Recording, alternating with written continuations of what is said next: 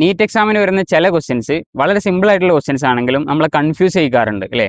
Confusion വരുന്നത് മൂലം നമ്മളത് തെറ്റിക്കാറുമുണ്ട്. അതുപോലെ തന്നെ മൈനസ് മാർക്ക് വാങ്ങിയിട്ട് എക്സാം ഹാളിൽ നിന്ന് പുറത്ത് വരാറുമുണ്ട്.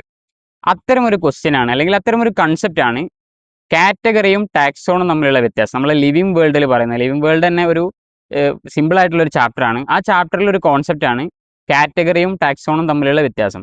ടാക്സോൺ എന്ന് പറയുന്നത്, നമ്മൾ ഈ കോൺസെപ്റ്റ് മനസ്സിലാക്കിയാൽ ഇതുമായി ബന്ധപ്പെട്ട് വരുന്ന ക്വസ്റ്റ്യൻസ് ഒക്കെ നമുക്ക് വളരെ ഈസി ആയിട്ട് തന്നെ ചെയ്യാൻ പറ്റും. അതായത് ടാക്സോൺ എന്ന് പറഞ്ഞാൽ the real group of organisms, അങ്ങനെ നമ്മൾ ഓർത്ത് വെച്ചാൽ മതി. ഗ്രൂപ്പ് ഓഫ് ഓർഗാനിസംസിനെ, റിയാലിറ്റിയിലുള്ള ഗ്രൂപ്പ് ഓഫ് ഓർഗാനിസംസിനെയാണ് നമ്മൾ ടാക്സോൺ എന്ന് പറയുന്നത്. അതേസമയത്ത് ആ ടാക്സോണ് നമ്മൾ ടാക്സോണമിക് ഹയറാർക്കിയിൽ ഏത് ലെവലിലാണോ വരുന്നത് ആ ലെവലിനെയാണ് നമ്മൾ കാറ്റഗറി എന്ന് പറയുന്നത്. ഉദാഹരണത്തിന് ഇപ്പോൾ നമ്മൾ ബേർഡ്സ് എന്ന് പറയുകയാണ്. ബേർഡ്സ് എന്ന് പറയുന്നത് ഗ്രൂപ്പ് ഓഫ് അനിമൽസ് ആണ് അല്ലേ? ഈ ബേർഡ്സ് എന്ന് പറയുന്നത് ഒരു റിയൽ ആയിട്ട് എക്സിസ്റ്റിംഗ് ആയിട്ടുള്ള ഒരു ഗ്രൂപ്പ് ആയതുകൊണ്ട് അതിന് നമുക്ക് ടാക്സോൺ എന്ന് വിളിക്കാം. അതേസമയത്ത് ഈ ബേർഡ്സ് എന്ന് പറയുന്ന ഗ്രൂപ്പ് നമ്മുടെ ടാക്സോണമിക് ഹയറാർക്കിയിൽ ക്ലാസ് എന്ന് പറയുന്ന കാറ്റഗറിയിലാണ് വരുന്നത്. അതുകൊണ്ട് തന്നെ ബേർഡ്സിൻ്റെ കാറ്റഗറി എന്ന് പറയുന്നത് ക്ലാസ് ആണ്.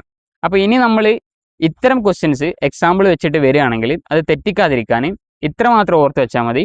റിയൽ ആയിട്ട് എക്സിസ്റ്റ് ചെയ്യുന്ന ഗ്രൂപ്പ് ഓഫ് ഓർഗാനിസംസ് നമ്മൾ ടാക്സോൺ എന്നാണ് പറയുന്നത്. അവർ റെപ്രസെന്റ് ചെയ്യുന്ന ടാക്സോണമിക് ഹയറാർക്കിയിലെ ലെവലിനെയാണ് നമ്മൾ കാറ്റഗറി എന്ന് പറയുന്നത്.